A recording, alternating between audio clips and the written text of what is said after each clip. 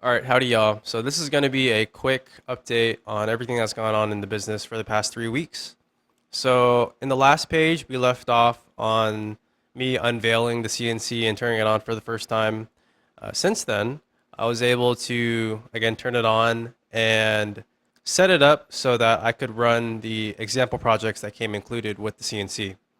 The first project was this LED sign project, I guess. And this one was, in my opinion, the hardest to do because there were multiple materials that you had to machine out. And so you had to set up the CNC a lot.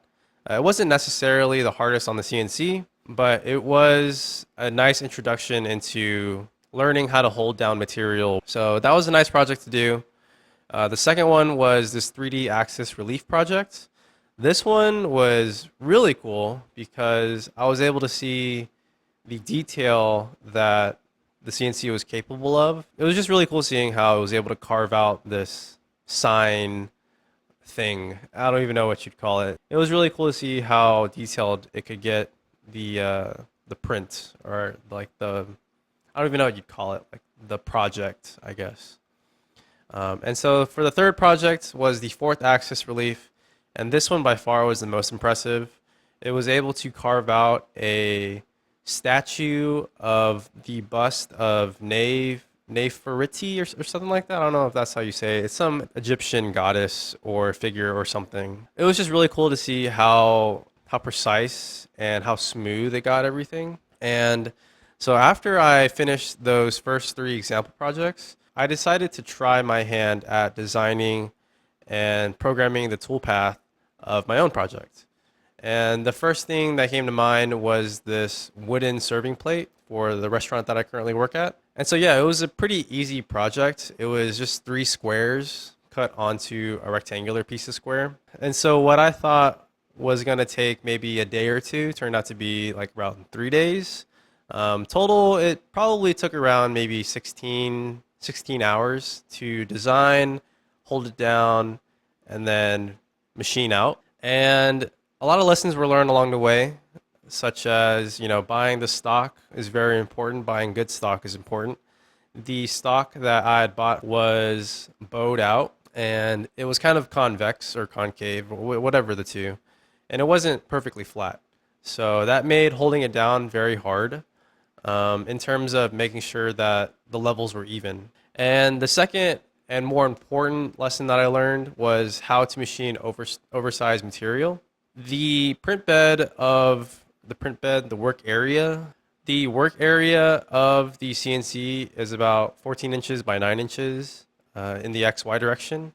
And the board itself, I think, was 11 and a half inches by 12 inches or something like that. So obviously there was going to be overhang. And so I had to be creative on how I held everything down and what the workflow would be like in order to machine the board out without having any uneven like layers or layer shifts. I don't even know if that's the correct term to use for this. I feel like that's a 3D printing term only, but who knows. But a lot of lessons were learned there.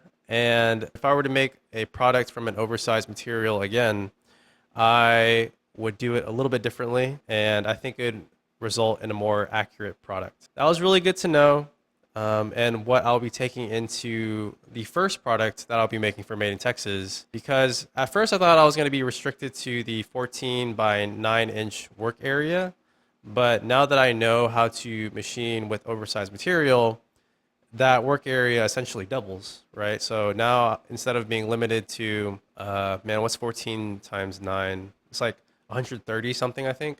So instead of being restricted to 130 square inch work area, I can double that now to 260 square inches of work area, which is pretty nice. The first product idea is going to be made out of sheet metal. And luckily, the sheet metal bender just came in yesterday, actually. So that's going to be exciting to work with and play around with.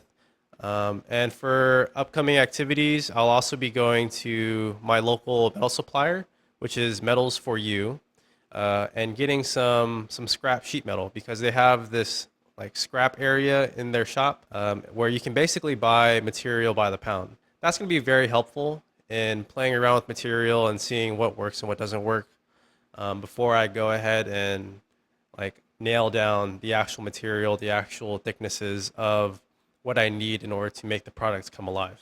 So in the next month, I'll be figuring out that. I'll be modeling the product, and hopefully I'll be able to come out with the actual product reveal video and yeah, just start selling. So that's pretty ambitious of me.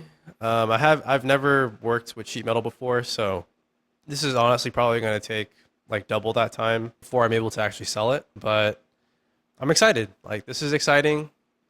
We're gaining momentum, and yeah, this is exciting. So that's pretty much it. That's all I wanted to say. This is just a quick update, and thanks for following along. I'll see you guys next time.